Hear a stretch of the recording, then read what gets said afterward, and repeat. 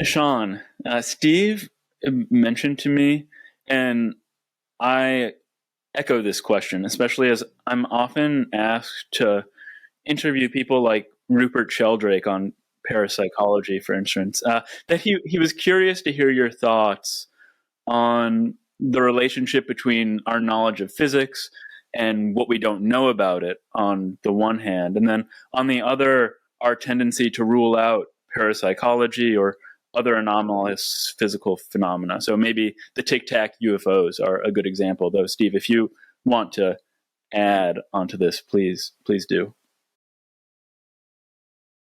Yeah, I mean, it's an important thing, and it's really why I wrote my whole book, The Big Picture, because we live in a world academically where we silo each other into humanities, social sciences, natural sciences, and then subdivide then. But it's all one world that we live in. So these arguments about parapsychology or religion, for that matter, are not independent of what we know about the natural sciences, physics and biology, etc. Arguments about free will. Dan recently had a debate with Robert Sapolsky, and I didn't see the debate, but I presume there was some talk about neuroscience. I think that physics is relevant there too. I don't ever think you can rule things out or prove that things are impossible in a metaphysical or mathematically logical sense. But as good Bayesians, we can drive our credences to for certain things to very, very small numbers. So when people tell me about possible parapsychological claims, life after death, things like that, these are possible, but I'm not going to spend my time digging into details about claims about near-death experiences giving evidence for an afterlife, because I know that those claims are incompatible with how I think the physical world works. Likewise for telekinesis or precognition or things like that. The laws of physics don't allow for that. Now, the laws of physics, as we know them, might be wrong. That's always possible. But again, if I'm comparing two possibilities, some sketchy report of someone kind of had a feeling that something bad was going to happen and then it happened, and I have to throw out all the laws of physics, or someone just sort of, reported something with a little bit of imperfect fidelity, then I'm going to stick with the laws of physics. Sean, can you say more? Because I've had to invoke your book a number of times, including in a debate that I had with a Nobel Prize-winning physicist, Brian Michelson, that why it is that, say, clairvoyance or extrasensory perception are ruled out by the laws of physics. That is, I say that, but of course I'm not a physicist and you are. And you were more specific in the big picture as to why forms of energy that would be as yet undiscovered that could be the basis for, say, precognition or clairvoyance. We have actually positive reason to believe that they don't exist, not just that our current physics hasn't yet discovered them. No, that's exactly right. And that's a very good point. In fact, I'll pass on to Robinson, and he can include in the show notes a more complete paper that I wrote making exactly that point a few years ago. The point is that our best deep understanding of the universe right now is in terms of quantum field theory. And it's not just because it's what is the best fit. It's because if you want certain cherished beliefs to be true, like relativity, quantum mechanics, locality, quantum field theory has to be the way you describe the world at the fundamental level. And that means everything is fields, and we know what the fields are that we interact with. So again, it's not just that we found some, but who knows, there could be other fields out there. We know that if there are other fields that we haven't yet found, they're going to have certain properties. They can't interact with us too strongly. Otherwise, we would have found them already. We have searched for all of the ways in which the fields that you and I are made of, the electrons, the protons, the photons, all the different ways they can interact with other fields. They're not there. So either they're too short range to be noticeable in our experiments, or they're too massive to be constructed or produced unless you have a Large Hadron Collider in your pocket. And of the fields that we know, only two of them stretch over macroscopic distances: electromagnetic fields and gravitational fields. And gravitational fields are very weak and very dumb. They can only attract other things. They're very easy to notice. So basically, the short version of this is that any physical effect that stretches over much further than the size of a big molecule has to be electromagnetic in nature, except for very straightforward things like the Earth pulling us down gravitationally. And so if you want to have some macroscopic force to bend a spoon stretching from your brain to a spoon, it has to be the electromagnetic force. There are no other forces allowed in nature to do that. So you could just test it. I mean, number one, the brain does not have the capacity to make an electromagnetic force that will bend a spoon, but also you could just like put a little electromagnetic field detector in between your brain and the spoon to see it happening. It's not going to happen because the brain doesn't have that capacity.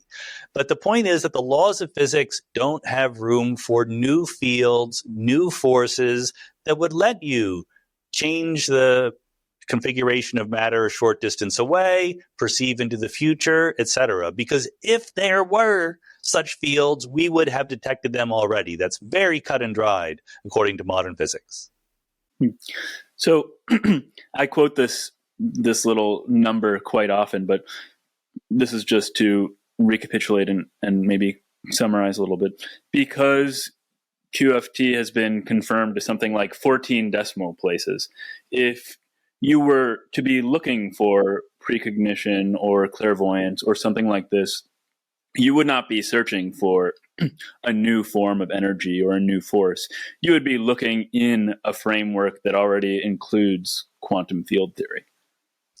Well, I have to be honest. So I do want to make, I don't care whether there is precognition or clairvoyance or telekinesis or life after death. I just want to follow what the evidence says. If you violate the rules of quantum field theory, then all bets are off. Then any one of these things is possible. The information in our brains is contained in configurations of our neurons and how they tie together and how they fire. And when you die, all that information goes away. There's no place for your memories and your legacy to sort of exist in some cloud of knowledge and some soul stuff. Unless you just say, no, modern physics is wrong, quantum field theory is not right, it's something completely non-physical, non-natural. But then it is your burden to tell me exactly how that works. How does this non-physical soul stuff interact with the stuff that is definitely in my brain, all the electrons and photons and neurons that are definitely clearly doing things? I have a picture in the big picture of an MEG that I was in, a magnetic encephalograph. So when I have thoughts, little magnetic fields appear very close to my brain. We can detect those fields. How does that change? How does that information convey itself into this spooky soul stuff? Once you write down some equations for that happening, I'll be much more willing to listen. I think because of course, were it real, precognition or clairvoyance would be some of the most interesting new phenomena to be inducted into our scientific picture of the world. Should I take it that the reason that you aren't interviewing people about this on Mindscape is that you have not found thinkers that have compelling evidence or accounts compatible with your scientific worldview to talk about this? Right. I mean, to be super clear, it's not even a close call. It's not like there are some models out there of how the configurational information about electrons and neurons in my brain could be embedded and transferred to some non-physical soul stuff. There's just nothing. There's no good ideas. People don't even try. So I'm just not, for my own podcast, Mindscape, I have people on where I disagree with them, happy to do that. But I want to have people where there's something to learn from talking to them, even if that thing to learn is just how to think skeptically and carefully about possibilities that I don't personally agree with. But stuff like this non-physical bending of spoons or life after death stuff, that has very, very, very, very, very tiny credence in my mind. It's not worth spending time on. Yeah. Can I add something? Because I referred to Brian Michelson. I meant Brian Josephson. Who is yes. a bona fide physicist. He's got a Nobel Prize, and he takes this stuff seriously, including things like dogs know when their owners are about to come home, and people know when you're staring at them behind their back. Now, again, I'm with you. I cite you in terms of why this is physically implausible. Maybe even impossible. But as a psychologist and influenced by Dan's own exposition of the intentional stance as something that we humans are apt to take, it also strikes me that the desire to believe that the universe makes these things possible comes from a mismatch between the way we naturally conceive the world, we human beings, and something that physicists have discovered long ago but don't often articulate, namely that the universe is